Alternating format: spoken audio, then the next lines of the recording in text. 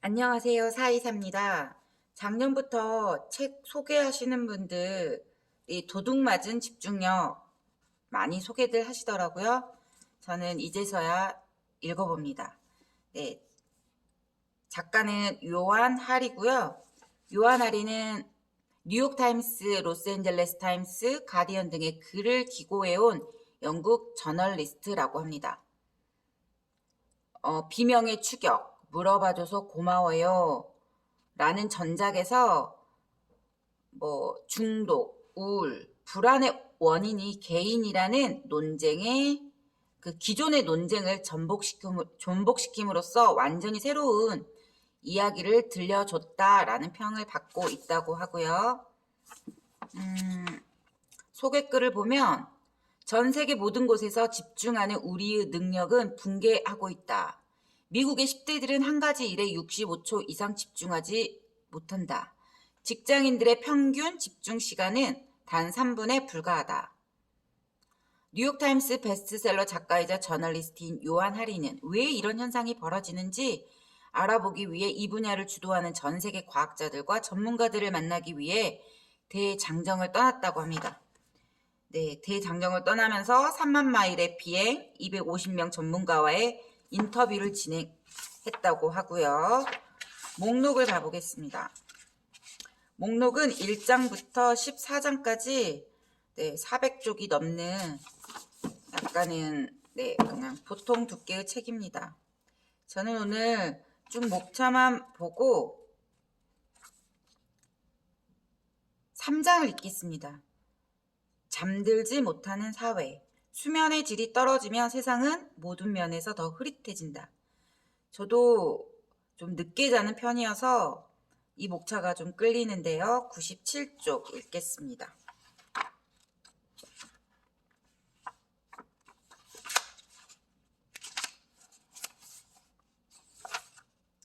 잠들지 못하는 사회. 내가 눈을 뜨고 처음 들은 것은 저 멀리 바다에서 철썩이는 파도 소리였다. 태양이 침대에 밀려들며 나를 빛으로 적시는 것이 느껴졌다. 프로빈스타운에서 매일 아침 이럴 때마다 몸에서 이상한 감각이 느껴졌다. 그것이 무엇인지 깨닫는데 한 달이 넘게 걸렸다. 사춘기가 지난 이후 줄곧 수면을 힘들게 빠져들었다가 겨우겨우 빠져나오는 상태로 여겼다.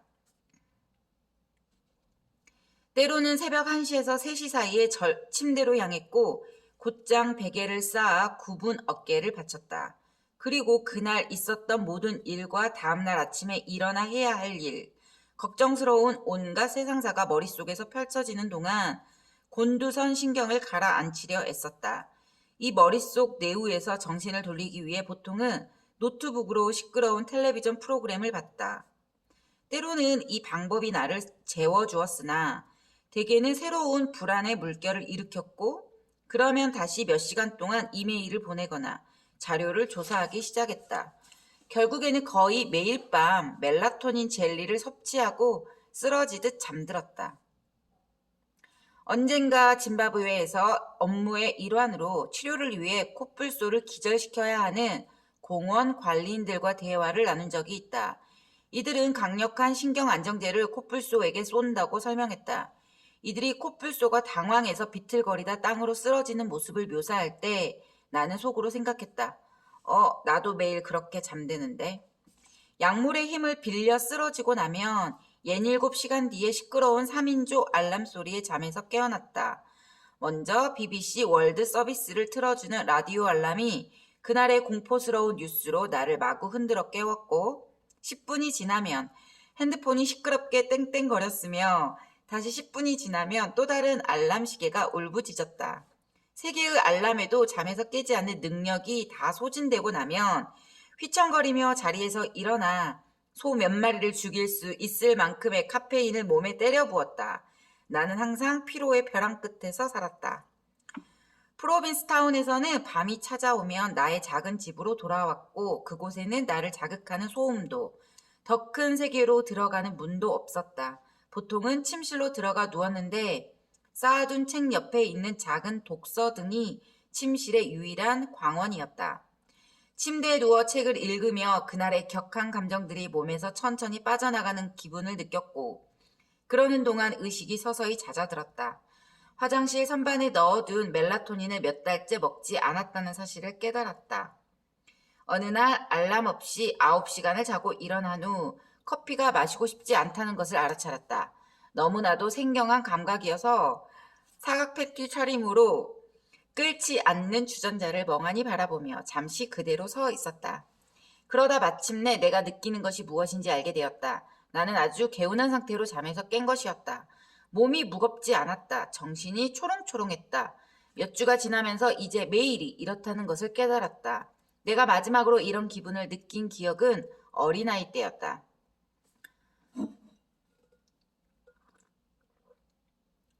저도 어제 늦게 잤고요. 간신히 일어났습니다. 커피를 좀 마실게요. 뜨거워. 아주 오랫동안 기계의 리듬에 따라 살려고 노력했다. 배터리가 고장날 때까지 밤이고 낮이고 끝없이 돌아갔다. 이제 나는 태양의 리듬에 따라 살고 있었다. 하늘이 캄캄해지며 서서히 속도를 늦추다 마침내 휴식에 들었고 해가 떠오르면 자연스럽게 일어났다. 이러한 생활이 몸에 대한 나의 이해의 변화를 일으키고 있었다. 몸이 평소에 내가 허용하던 정도보다 잠을 훨씬 많이 원한다는 것. 약물의 도움 없이 잠든 날에는 꿈이 더욱 생생하다는 사실을 알 수 있었다. 잔뜩 움츠려 있던 몸과 마음이 서서히 긴장을 풀고 원기를 회복하는 듯했다. 이러한 변화가 내가 지난 몇 년간보다 훨씬 오래 더 명료하게 사고할 수 있는 이유 중 하나일지 궁금했다. 우리의 몸이 갈망하는 수수께끼 같은 긴 무의식의 시간, 그리고 우리가 너무나도 자주 부인하는 시간이 집중력에 어떤 영향을 미치는지에 대한 최상의 과학적 증거들을 탐구해 보기로 마음먹었다. 잠들지 않고 깨어 있을 때 가장 먼저 사라지는 것.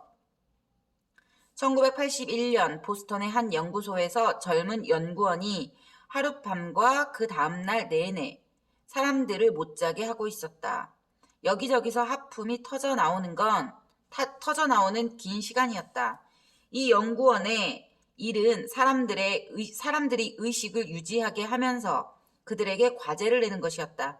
사람들은 먼저 숫자를 더해야 했고 그 다음에는 카드를 분류해야 했으며 다시 기억력 검사에 참여했다. 예를 들면 연구원은 사람들에게 사진 한 장을 보여주었다가 치운 뒤 이렇게 물었다. 방금 보여드린 사진 속의 자동차는 무슨 색깔이었죠? 금속대 안경을 쓰고 저음의 목소리를 가졌으며 키가 크고 팔다리가 긴 남자인 찰스 체이슬러는 이때까지 수면 연구에 전혀 관심이 없었다. 의학 교육을 받을 때는 사람이 잠들면 정신의 스위치가 꺼지는 것이라고 배웠다. 우리 대부분도 수면을 이렇게 이해한다. 수면은 전적으로 수동적인 과정이자 그 어떤 결과도 발생하지 않는 정신의 사각지대다. 찰스는 어깨를 으쓱했다. 스위치가 꺼진 사람을 누가 연구하고 싶겠어? 그는 자신이 훨씬 더 중요하게 여긴 주제를 연구하고 있었다. 그가 하던 일은 특정 호르몬이 하루 중 언제 우리 몸에 분비되는지를 알아보는 전문 연구였다. 그러려면 사람들을 계속 깨워놔야 했다. 그러나 시간이 흐르면서 찰스는 무언가를 알아차리지 않을 수 없었다. 하버드 대학 강의실에서 그는 내게 사람들이 잠들지 않고 깨어 있을 때 가장 먼저 사라지는 것 중 하나가 바로 집중력이라고 말했다. 그는 실험 참가자들에게 무척 기초적인 과제를 내주었는데 시간이 흐를수록 사람들은 과제 수행 능력을 잃었다. 그들은 방금 들은 내용을 기억하지 못했고 매우 단순한 카드 게임에 주의를 기울이지 못했다. 찰스는 말했다. 수행 능력이 이렇게 퇴화한다는데 큰 충격을 받았습니다. 기억력을 요구하는 과제의 평균 수행 능력이 20%나 30% 감소한다고 말하는 것과 우리 뇌가 너무 둔해져서 무언가에 답하는데 10배의 시간이 걸린다고 말하는 것은 서로 다릅니다. 사람들이 잠들지 못하는 동안 그들의 집중력은 낭떠러지로 떨어지는 듯 보였다. 실제로 19시간을 내리 깨어 있으면 술에 취한 것만큼 인지 능력이 손상된다. 집중하거나 명료하게 사고할 수 없다. 찰스는 하룻밤을 꼬박 새우고 다음 날까지 깨어 있었던 실험 참가자들이 자극에 반응하는데 4분의 1초가 아닌 4분의 5초, 6초가 걸린다는 사실을 발견했다. 그가 말했다. 정말 놀라운 결과였습니다. 찰스는 궁금해졌다. 이유가 뭐지? 그는 연구 주제를 수면으로 바꾸고 향후 40년간 여러 핵심적인 발견을 이뤄내며 이 문제의 세계적 선구자가 되었다. 현재 그는 보스턴의 대형 병원 중 한 곳에서 수면 문제 전문 병동을 운영하고 하버드 의대에서 학생들을 가르치며 보스턴 레드삭스에서 비밀 경호국에 이르는 다양한 단체에서 자문을 맡고 있다. 그는 사회적 차원에서 현재 우리가 잠을 완전히 잘못 자고 있으며 이로써 우리의 집중력이 망가지고 있다고 믿는다. 그는 해가 갈수록 이 문제가 더욱 시급해진다고 경고했다. 오늘날 미국인의 40%가 만성 수면 부족으로 하루에 최소한으로 필요한 수면 시간인 7시간을 채우지 못한다. 영국에서는 놀랍게도 인구의 23%가 하루에 채 5시간을 못 잔다. 우리 중 겨우 15%가 개운함을 느끼며 잠에서 깨어난다. 이는 새로운 현상이다. 1942년 이후로 평균 수면 시간이 1시간이나 줄어들었다. 아동은 지난 1세기 동안 하루 수면 시간이 평균 85분 줄었다. 정확한 감소 규모를 두고 과학적 논쟁이 벌어지고 있지만 국립수면재단은 지난 100년간 수면 시간이 20% 감소했다고 추정했다. 어느 날 찰스는 아이디어를 하나 떠올렸다. 그는 사람들이 피곤할 때 자신이 순간적 주의 상실이라 칭한 상태를 경험하는 것은 아닌지 궁금했다. 순간적 주의 상실이 찾아오면 처음에는 약 몇 분의 1초간 집중력을 잃는다. 이것이 사실인지 확인하고자 찰스는 눈의 초점을 추적해 사람들이 무엇에 집중하는지 확인하는 동시에 뇌를 스캔했다. 뇌에서 무슨 일이 벌어지는지 알 수 있는 정교한 기술을 이용해 피곤하지만 정신이 또렷한 사람들을 연구하기 시작했다. 그리고 놀라운 사실을 발견했다. 실제로 우리는 피곤할 때 순간 집중력을 상실하는데 아주 단순한 이유 때문이다. 찰스의 말에 따르면 사람들은 자신이 깨어있거나 잠들어 있거나 둘 중 하나라고 생각한다. 그러나 찰스는 두 눈을 뜨고 주변을 바라볼 때에도 부지불식간에 국소 수면 상태에 빠질 수 있음을 알게 되었다. 이 상태의 이름이 국소 수면인 이유는 뇌의 국소 부위만 잠들기 때문이다. 이러한 상태에서 본인은 정신이 또렷하고 지적 능력이 온전하다고 생각하지만 사실은 그렇지 않다. 책상에 앉아있고 겉으로는 깨어있는 듯 보여도 뇌의 일부는 잠들어 있으며 이때 우리는 지속적으로 사고할 수 없다. 찰스는 이러한 상태에 빠진 사람들을 연구한 뒤 놀랍게도 사람들은 때때로 눈을 뜨고서도 앞에 있는 것을 보지 못한다는 사실을 발견했다.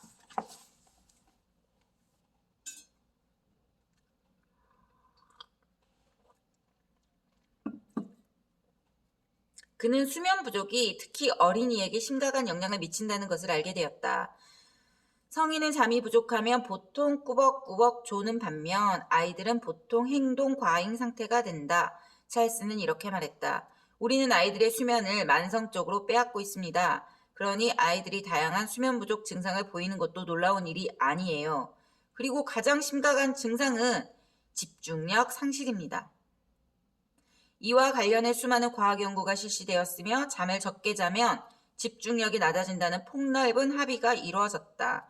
나는 이 문제에 관해 최첨단 연구를 진행해온 신경과학 및 심리학 교수 록산느 프리처드를 인터뷰하러 미니애폴리스 대학으로 향했다. 2004년에 전임 교수가 되어 학생들을 가르치기 시작했을 때 록산느를 가장 놀라게 한 점은 청년들이 완전히 소진되어 있다는 사실이었다. 학생들은 강의실 조도가 낮아지자마자 자주 잠들어 버렸고 깨어있는 상태로 무언가에 집중하는 일을 눈에 띄게 힘들어했다. 록산느는 학생들의 수면 시간을 조사하기 시작했다. 그리고 일반적인 학생의 수면의 질이 군인이나 신생아를 돌보는 부모만큼이나 낮다는 사실을 발견했다. 그 결과 학생 대다수가 수면 욕구와 끊임없이 싸우고 자신의 신경 자원을 이용하지 못하고 있었다. 록산느는 신체에 수면이 필요한 이유를 가르치기로 마음먹었다. 그러나 곧 자신이 이상한 위치에 처했음을 알게 되었다. 학생들은 자신이 지칠 대로 지쳤음을 잘 알았다. 문제는 학생들이 사실상 사춘기 이후로 이 상태에 적응해 버렸다는 것이었다. 학생들은 자기 부모와 조부모 역시 만성 수면 부족에 시달리는 모습을 지켜봐왔다. 이들은 성장하면서 탈진했다가 카페인이나 다른 각성제 같은 약물을 통해 정상으로 돌아오는데 익숙해졌습니다. 저는 늘 지쳐있는 상태가 정상이라고 말하는 현재의 흐름과 싸우고 있어요. 록사는 학생들에게 몇몇 실험 결과를 보여주기 시작했다. 이러한 실험에서는 화면에 띄운 사진을 바꾸거나 실험 참가자에게 공을 던지는 방식으로 무언가에 반응하는 속도를 측정한다. 반응 속도가 가장 빠른 사람들은 잠을 가장 많이 잔 사람들이에요. 록산느는 학생들이 수면 시간이 적을수록 보거나 반응하는 것도 적다는 사실을 알려준다. 이는 푹 쉬었을 때 능률이 더 좋다는 것을 보여주는 여러 방법 중 하나다. 즉, 무언가를 하는데 시간이 더 적게 걸리고 과제를 하는 동안 그저 깨어 있기 위해 화면이나 탭을 여러 개씩 띄워 넣을 필요가 없다는 것이죠. 처음에 찰스와 록사느를 비롯한 수면 전문가들과 대화를 나누고 나서 생각했다. 그래, 나쁘겠지. 하지만 이들은 진짜로 피곤한 사람들, 완전히 나가떨어진 소수의 집단을 말하고 있는 걸 거야. 그러나 전문가들은 수면 시간이 그리 많이 줄지 않아도 이런 부정적인 영향이 생길 수 있다고 거듭 설명했다. 록산네는 18시간 내내 깨어 있다면, 아침 6시에 일어나 자정까지 깨어 있다면 하루가 끝날 무렵의 반응 속도는 혈중 알코올 농도가 0.051대와 같다는 사실을 보여주었다. 록산느는 이렇게 말했다. 거기서 3시간 더 깨어 있으면 법적으로 처벌 가능한 혈중 알코올 농도에 상당하는 상태가 됩니다. 찰스는 이렇게 설명했다. 많은 사람이 이렇게 말해요. 난 밤을 꼬박 새우지는 않으니까 괜찮아. 하지만 매일 2시간씩 적게 자고 이 상황이 계속 이어지면 한두 주가 지난 후에는 밤을 꼬박 새운 상태와 같은 수준으로 수행 능력이 손상됩니다. 그러니까 한두 주 동안 하루에 4-5시간을 자면 그렇게 될 수 있다는 뜻이죠. 찰스의 설명을 들으며 나는 우리 중 40%가 그 아슬아슬한 경계 위에 살고 있다는 사실을 떠올렸다. 잘 자지 않으면 우리 몸은 그 상황을 위기로 해석합니다. 록산느가 말했다. 잠을 빼앗겨도 살 수는 있습니다. 잠을 줄이지 않으면 아마 아이들을 키울 수 없을 거예요. 허리케인에서 살아남을 수도 없을 거고요. 우리는 분명 잠을 줄일 수 있어요. 하지만 거기에는 대가가 따라요. 우리는 분명 잠을 줄일 수 있어요. 하지만 거기에는 대가가 따라요. 그 대가는 바로 몸에서 교감신경계가 활성화된다는 거예요. 그럼 우리 몸은 이렇게 생각해요. 잠을 줄이고 있네. 비상 상황인 게 분명해. 그러니 비상 상황에 대비할 수 있도록 온갖 생리적 변화를 일으켜야겠어. 혈압을 올리자. 패스트푸드가 당기게 만들어야지. 빠르게 에너지를 보충할 수 있도록 당도 더 당기게 만들 거야. 심박도 올릴 거고. 이 모든 변화는 나는 대기 상태라고 말하는 것과 같습니다. 우리의 몸은 자신이 왜 깨어 있는지 모른다. 뇌는 우리가 빈둥거리면서 드라마, 시트 트릭을 보느라 잠을 안 자고 있다는 걸 몰라요. 우리가 잠을 안 자는 이유를 모르죠. 하지만 그 결과로 일종의 생리적 비상벨이 울리는 겁니다. 이 신체적 비상 상황에서 뇌는 눈앞의 단기적 집중력만 줄이는 것이 아니다. 장기적 형태의 집중력을 위한 자원 또한 줄인다. 잠을 잘 때 우리의 정신은 그날 경험한 일에서 연결고리와 패턴을 찾아내기 시작한다. 이 활동은 창의력의 핵심 자원 중 하나이며 이것이 바로 잠을 많이 자는 기면병 환자들의 창의력이 훨씬 뛰어난 이유다. 수면 부족은 기억력에도 나쁜 영향을 미친다. 오늘 밤 우리가 잠에 들면 정신은 그날 배운 내용을 장기 기억으로 옮기기 시작한다. 내가 뉴욕 대학에서 인터뷰한 소아청소년 정신의학과 교수 그자비에 카스테야노스는 쥐에게 미로를 학습하게 한 뒤 그날 밤 쥐의 뇌에서 무슨 일이 벌어지는지 관찰할 수 있다고 설명했다. 그러면 쥐의 뇌에서 미로의 길을 하나하나 되짚어가며 장기 기억으로 바꾸는 것을 확인할 수 있다. 잠을 적게 잘수록 이러한 과정이 적게 발생하고 그만큼 기억해낼 수 있는 정보도 적어진다. 이러한 효과는 어린이에게 특히 강력하다. 충분히 자지 못한 아이들은 빠른 속도로 집중력의 문제를 보이기 시작하며 종종 조증 상태에 빠진다. 오랫동안 기술적 해결책을 통해 충분한 수면이 주는 혜택을 취할 수 있을 거라 믿었다. 가장 간단한 방법은 카페인 섭취다. 언젠가 거짓이 거의 분명한 엘비스 프레슬리의 일화를 들은 적이 있다. 말년의 몇 년간 엘비스의 담당 의가 정맥에 직접 카페인을 주사하는 방식으로 엘비스를 깨웠다는 내용이었다. 그 이야기를 들었을 때 나는 끔찍하다고 생각하지 않았다. 나는 이렇게 생각했다. 그렇게 해줄 내 담당인은 여태 어디에 있는 거야? 내가 잠이 부족하긴 하지만 커피와 코카콜라 제로, 레드불로 만회하고 있다고 오랫동안 믿어왔다. 그러나 내가 이런 음료들을 마실 때 사실상 무엇을 하고 있었는지를 록산느가 설명해 주었다. 우리 뇌에는 온종일 아데노신이라는 이름의 화학물질이 쌓이고 이 아데노신이 우리에게 졸립다는 신호를 보낸다. 카페인은 이 아데노신의 양을 파악하는 수용체를 차단한다. 저는 이 현상을 연료계 위에 포스트잇을 붙이는 것에 비유합니다. 카페인을 마심으로써 스스로에게 연료를 주는 것이 아닙니다. 그저 연료가 얼마나 텅 비었는지를 알아차리지 못할 뿐이죠. 카페인이 없어지면 2배로 피곤해집니다. 잠을 적게 잘수록 세상은 모든 면에서 더 흐릿해진다. 집중력도 나빠지고 깊이 사고하고 관련성을 찾아내는 능력도 줄어들고 기억력도 감소한다. 첼스는 사회에서 그 밖에 다른 변화가 발생하지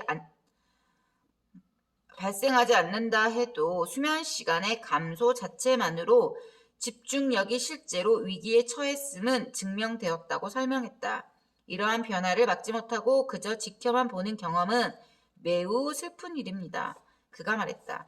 충돌 사고가 벌어지는 것을 바라만 보는 기분이에요. 내가 만난 모든 전문가가 이러한 변화가 집중력 저하의 원인 중 하나라고 설명했다. 산드라 쿠이 박사는 유럽에서 성인 ADHD를 연구하는 최고의 전문가 중 한 명으로 헤이그에서 나와 인터뷰를 나눌 때 다음과 같이 직설적으로 말했다. 현재 서구 사회는 다소 ADHD의 특징을 보이는데 그건 우리 모두 수면이 부족하기 때문입니다. 그 영향은 엄청납니다. 여기에는 어떤 의미가 있어요. 우리 모두가 안달복달하고 충동적이고 차가 막히면 바로 짜증을 냅니다. 주변 어디서나 이런 모습을 볼 수 있죠. 이건 실험실에서 연구하고 증명한 사실입니다. 사람들은 자신이 명료하게 사고한다고 생각하지만 사실은 그렇지 않아요. 우리는 자기 능력보다 훨씬 명료하지 못합니다. 그리고 덧붙였다. 잠을 더 잘 자면 많은 문제가 줄어듭니다. 기분 장애나 비만, 집중력 문제 같은 것들이요. 잠이 많은 피해를 복구해 줍니다. 숙취 같은 느낌. 이 모든 사실을 알게 되자 몇 가지 질문이 생겼다. 첫 번째 질문은 이것이었다. 수면 부족으로 집중력이 이렇게 나빠지는 이유가 뭐지? 놀랍게도 이 질문은 비교적 최근의 연구 과제다. 록산느는 이렇게 말했다. 제가 수면을 논문 주제로 선택한 1998년에는 수면의 이유를 밝힌 연구가 많지 않았어요. 수면이 무엇인지 알았고 우리 모두가 잠을 자지만 수면은 어떤 면에서 불가사의해요. 인간이 인생의 3분의 1을 세상에 참여하지 않는 무의식 상태로 보낸다는 것. 이것이 수수께끼였죠. 자원 낭비처럼 보이니까요.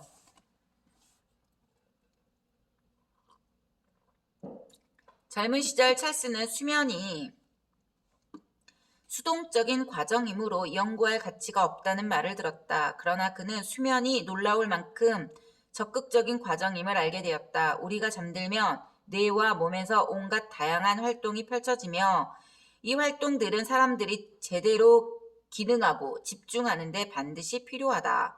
몸에서 발생하는 일 중 하나는 수면 중에 우리의 뇌가 낮 동안 쌓인 찌꺼기를 청소한다는 것이다. 록산느는 내게 서파수면이 발생하며 슬로우 웨이브 슬립, 뇌 척수액의 경로가 넓어져서 뇌의 대사 부산물을 제거한다고 설명했다. 매일 밤 우리가 잠들면 뇌는 액체로 헹궈진다. 이 뇌 척수액은 뇌에서 독성 단백질을 씻어내 간으로 보내고 간에서 이 독소를 없앤다. 학생들에게 설명할 때 저는 이 독성 단백질을 뇌세포의 똥이라고 부릅니다. 집중이 잘 안 될 때는 머릿속에 뇌세포 똥이 너무 많이 돌아다니는 것일 수 있어요. 이러한 사실은 우리가 피곤할 때 숙취 같은 느낌이 드는 이유를 설명해 준다. 말 그대로 머리가 독소로 꽉 막히는 것이다. 이처럼 긍정적인 의미의 브레인 워싱은 오로지 사람들이 잠들었을 때만 발생한다. 로체스터 대학의 메이켄 네더가드 박사는 한 인터뷰어에게 이렇게 말했다. 뇌가 이용할 수 있는 에너지에는 한계가 있습니다. 그리고 뇌는 서로 다른 두 기능 상태, 즉 깨어있는 상태로 의식을 유지하느냐 아니면 잠든 상태로 정화하느냐 중 하나를 선택할 수밖에 없는 듯해 보입니다. 잠에서 파티를 여는 일에 빗대서 집에서 파티를 여는 일에 빗대서 생각해 볼 수 있습니다. 우리는 손님을 맞이하거나 집을 깨끗하게 치울 수 있지만 이 두 가지를 동시에 할 수는 없어요. 뇌가 반드시 필요한 이 정화 작용을 거치지 못하면 점점 독소가 쌓여서 갈수록 집중이 힘들어진다. 일부 과학자는 이러한 이유로 수면이 부족한 사람이 장기적 측면에서 치매에 걸릴 확률이 더 높다고 본다. 록산느는 우리가 잠잘 때 복구되고 있는 것이라고 말한다. 수면 중에 발생하는 또 다른 변화는 에너지가 다시 차올라 회복된다는 것이다. 찰스는 이렇게 말했다. 전전두엽은 뇌에서 판단을 담당하는 부위로 수면 시간 감소에 특히 민감해 보입니다. 하룻밤만 잠을 못 자도 전전두엽 부위가 뇌의 주요 에너지원인 포도당을 사용하지 않는 모습을 볼 수 있습니다. 완전히 무감각해지는 거예요. 에너지원을 보충하지 않으면 우리는 명료하게 사고할 수 없다. 그러나 수면 중에 발생하는 과정 중 내게 가장 흥미로운 발견은 꿈이며 꿈 역시 중요한 기능을 수행한다는 사실을 알게 되었다. 나는 정신의학 교수인 토원 일슨을 인터뷰하러 몬트리올로 향했다. 그는 사람들에게 종종 자신이 꿈의 직업을 가졌다고 말하고 그게 뭔지 맞춰보라고 한다. 사람들이 여러 직업을 대고 나면 카레 있어? 초콜릿 감실까? 그는 자신이 몬트리올 대학에서 꿈 연구소를 운영하고 있다고 말한다. 그는 내게 이 분야의 일부 과학자가 어떤 방식으로든 꿈이 깨어있는 시간에 발생한 사건에 감정적으로 적응하는 데 도움을 준다라고 믿는다고 말했다. 우리는 꿈을 꿀 때 스트레스를 받은 순간을 다시 떠올릴 수 있는데 이번에는 스트레스 호르몬이 몸에 흘러들지 않는다. 시간이 흐르면서 과학자들은 이러한 경험으로 스트레스 관리가 더 쉬워진다고 생각하게 되었고 우리가 알다시피 스트레스가 잘 관리되면 집중이 더 잘 된다. 토어는 이 이론을 뒷받침하는 증거도 있고 반박하는 증거도 있으며 더 많은 정보를 알아야 확실한 결론을 내릴 수 있다는 점을 강조한다. 그러나 만약 이 이론이 사실이라면 우리에게 문제가 생긴 것이다. 사람들이 꿈을 점점 적게 꾸고 있기 때문이다. 몸은 대체로 빠른 안구 운동 수면, 렘수면이라는 이름의 단계에서 발생한다. 토어는 이렇게 말했다. 가장 길고 강력한 렘수면은 수면 주기가 시작되고 7시간에서 8시간 무렵에 발생합니다. 그러므로 수면을 대여섯 시간으로 줄이면 길고 강력한 렘수면을 하지 못할 확률이 높죠. 토어의 말을 들으니 궁금증이 생겼다. 사회와 문화가 꿈을 꿀 시간이 없을 만큼 정신없이 바빠진다는 말은 무슨 의미일까? 사람들은 초조하고 잠 못 들수록 멜라토닌이나 알코올, 엠비언 같은 약물의 의지에 골아 떨어지고 있다. 미국인 900만 명, 성인 인구의 4%, 처방받은 수면제를 먹고 있고 이보다 훨씬 많은 사람이 내가 수년간 그랬듯 처방전 없이 살 수 있는 수면 보조제를 사용하고 있다. 그러나 록산느는 단도직입적으로 말했다. 약물로 유도한 수면은 일반 수면과 똑같지 않습니다. 수면은 뇌와 신체가 많은 활동을 수행하는 적극적 과정임을 기억하자. 약이나 알코올로 유도한 수면에서는 이런 활동 중 다수가 아예 발생하지 않거나 훨씬 적게 발생한다. 인위적으로 수면을 유도하는 다양한 방식은 몸에 여러 영향을 미칠 수 있다. 록사르는 멜라토닌 5mg, 미국에서 처방전 없이 판매되는 멜라토닌의 일반 복용량이다. 섭취할 때 멜라토닌 수용체를 망가뜨릴 위험을 감수하는 것이며 그렇게 되면 멜라토닌 없이 잠들기가 더욱 어려워질 것이라고 말했다. 더 강한 약물은 더 강력한 영향을 미친다. 앰비언을 비롯해 병원에서 처방받는 다른 진정제에 대해 록사르는 이렇게 경고한다. 수면은 많고 많은 신경 전달 물질이 중요한 균형을 이룬 상태입니다. 인위적으로 그 중 하나를 강화하면 수면의 균형이 깨집니다. 그렇게 되면 렘 수면이 줄고 꿈을 덜 꾸게 될 확률이 높으며 이 중요한 단계에서 얻을 수 있는 모든 혜택을 잃게 된다. 그러면 온종일 피곤에 절어 있기 때문에 바로 이러한 이유로 수면제가 온갖 원인의 사망 위험을 높이는 것이다. 예를 들면 수면제를 먹은 사람은 자동차 사고를 당할 확률이 더 크다. 록사르는 이렇게 말했다. 수술받고 회복한 사람, 그러니까 마취에서 깨어난 사람은 너무 개운해 라고 말하지 않아요. 약물의 도움을 받아 잠드는 행위는 가벼운 마취제를 맞는 일과 같다. 그때 우리의 몸은 필요한 만큼 쉬거나 정화하거나 원기를 회복하거나 꿈을 꾸지 못한다. 록사르는 수면제 사용이 타당한 몇 가지 경우가 있다고 말했다. 예를 들면 가족의 사망으로 정신적 외상을 입었을 때는 단기간 수면제를 복용하는 방법이 도움이 될 수 있다. 그러나 그는 수면제가 불면증의 해결책은 결코 아니며 그러므로 의사들이 장기간에 걸쳐 수면제를 처방해서는 안 된다고 경고했다. 수면과 관련해서 현재 사회가 얼마나 망가졌는지를 보여주는 증거는 이 위기 상황을 가장 심각하게 경고해야 할 의사들이 의사 자격을 취득하느라 수면 부족에 시달린다는 점이다. 의사들은 수련의 일부로서 극도로 힘든 24시간 교대 당직 근무를 서야 한다. 배우 키퍼 서덜랜드가 연기한 잭 바우어가 테러리스트를 잡느라 잠들지 못하는 텔레비전 드라마 24가 방영된 이후 학생들은 이 근무를 잭 바우어 한다라고 칭한다. 이러한 근무 형태는 환자들을 위험에 빠뜨린다. 그러나 우리가 만든 문화에서는 수면에 관해 가장 잘 알아야 할 사람들이 우리만큼이나 잠을 미루는데 열심이다.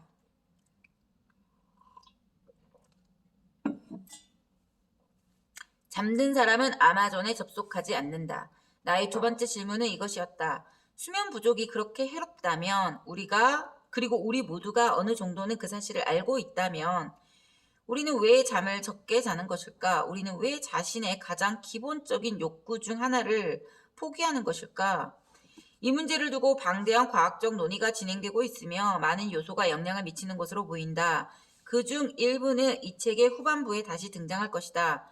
뜻밖에도 한 요인은 우리가 물리적 빛과 맺는 관계다. 찰스가 이에 관해 몇 가지 중요한 발견을 했다. 19세기까지 거의 모든 인간의 삶은 주로 해의 뜨고 짐에 따라 이루어졌다. 사람의 자연스러운 리듬은 해의 움직임과 일치하도록 진화했다. 우리는 동이 틀 무렵 기운이 솟아오르고 캄캄해지면 졸려한다. 거의 대부분의 인간 역사상 이 주기는 지켜졌다. 인간은 불을 지필 수 있었지만 그뿐이었다. 찰스는 그 결과 인류가 해조류나 바퀴류처럼 빛의 변화에 매우 민감하게끔 진화했다고 말한다. 그러나 전구의 개발로 갑자기 사람들은 빛을 통제할 수 있게 되었으며 이러한 힘이 우리 내부의 리듬을 뒤죽박죽으로 만들기 시작했다.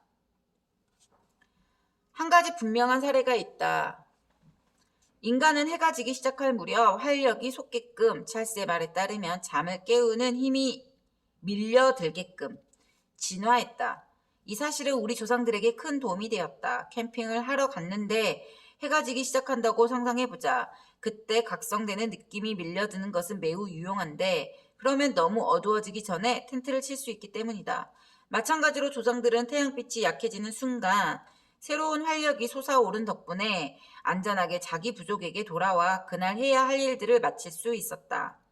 그러나 오늘날 인간은 빛을 통제한다. 해가 지는 시간을 결정할 수 있다. 자겠다고 마음먹는 순간까지 계속 환한 빛을 켜두거나 침대에서 핸드폰으로 텔레비전 프로를 볼 경우 조명이나 핸드폰을 끌 때 사람들은 의도치 않게 이 신체 반응을 일으킨다. 인간의 몸은 갑작스러운 빛의 감소를 일몰로 여기고 우리가 다시 동굴로 돌아올 수 있도록 신선한 활력을 불어넣는다. 찰스는 말한다.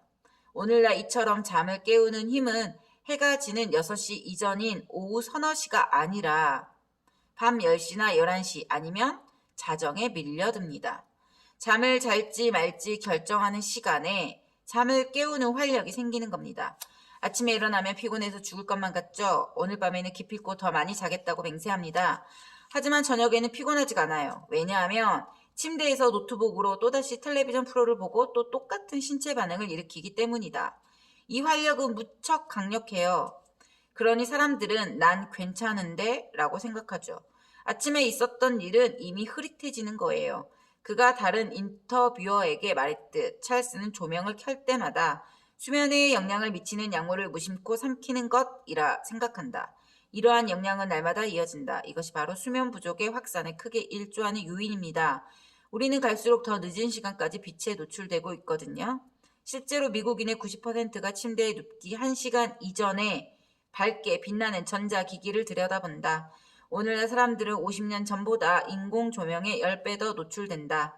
내가 케이프코드에서 훨씬 잘 잔 이유 중 하나가 자연스러운 리듬에 가까워졌기 때문일지 궁금했다.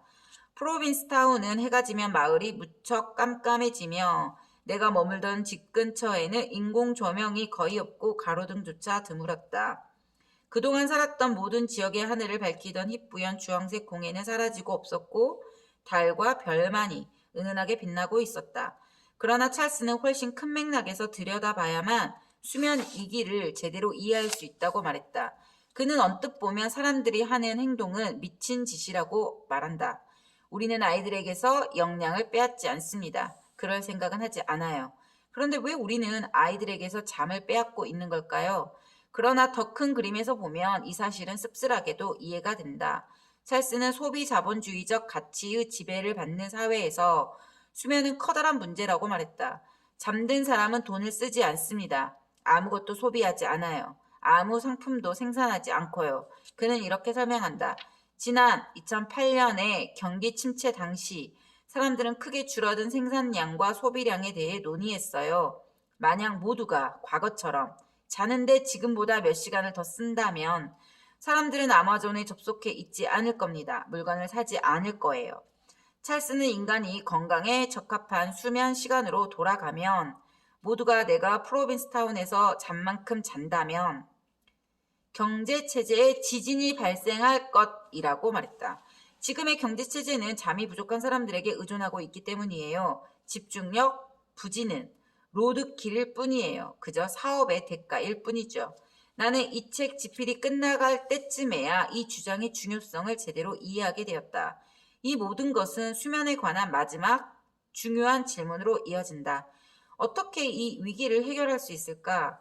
해결책에는 여러 층위가 있다. 첫 번째는 개인적인 해결책이다. 찰스의 설명처럼 우리는 잠들기 전에 노출되는 빛의 양을 크게 줄여야 한다. 찰스는 침실에 인공 조명이 하나도 없어야 하며 적어도 침대에 눕기 2시간 전부터는 전자기기 화면에서 나오는 블루라이트를 피해야 한다고 본다. 또한 모든 수면 전문가가 말했듯 사람들은 핸드폰과 다른 관계를 맺을 필요가 있다. 록산느는 이렇게 말했다. 많은 사람에게 핸드폰은 아기와 같아요. 그래서 우리는 새내기 부모처럼 굽니다. 밤새워 지켜봐야 해. 주의를 기울여야 해. 깊게 자지 않을 거야. 아니면 우리가 신고 전화를 기다리는 소방수처럼 행동합니다. 사람들은 무슨 일이 생긴 것은 아닌지 확인하려고 늘 좀 긴장해 있다. 록산느는 밤에 자신이 보거나 들을 수 없는 다른 방에서 핸드폰을 충전해야 한다고 말한다. 그리고 침실은 적정 온도여야 하는데 거의 추울 만큼 서늘해야 한다. 잠들기 위해서는 심부 체온이 낮아져야 하기 때문이며 체온을 낮추기 힘들수록 잠들기까지의 시간도 길어진다. 이건 좀 전부 유용한 그리고 비교적 잘 알려진 팁이다. 그러나 나와 대화를 나눈 모든 전문가가 인정했듯이 사람들 대다수는 이것만으로는 충분치 않다. 우리는 끊임없이 우리에게 스트레스와 자극을 주입하는 문화에 살고 있다. 사람들에게 이 팁들을 알려주고 충분한 수면이 주는 건강상의 이익을 설명할 수는 있다. 그러면 사람들은 동의하에 이렇게 말할 것이다. 앞으로 24시간 동안 내가 해야 할 일을 전부 알려줄까요? 이런 나한테 잠까지 9시간을 자라고요? 집중력 개선을 위해 해야 하는 여러 가지 시도들을 알게 되면서 현재 우리가 명백한 역설 속에 살고 있음을 깨달았다. 우리가 해야 하는 많은 일이 따분할 만큼 뻔하다. 속도를 늦추고 한 번에 한 가지 일만 하고 잠을 더 자면 된다. 모두가 이 사실을 어느 정도는 알고 있는데도 실제로는 정반대로 하고 있다. 속도를 높이고 전환을 더 많이 하고 잠을 적게 잔다. 우리는 해야 한다고 생각하는 행동과 할 수 있다고 느껴지는 행동 사이의 괴리 속에 산다. 그렇다면 중요한 질문은 이것이다. 무엇이 그 괴리를 만드는가? 사람들은 왜 명백히 집중력을 개선해줄 행동들을 하지 못하는가? 어떤 힘이 우리를 막고 있는가? 나는 이 질문의 답을 알아내는데 남은 여정의 많은 부분을 할애했다. 4장도 너무 재미있는데요. 오늘은 여기까지 읽겠습니다.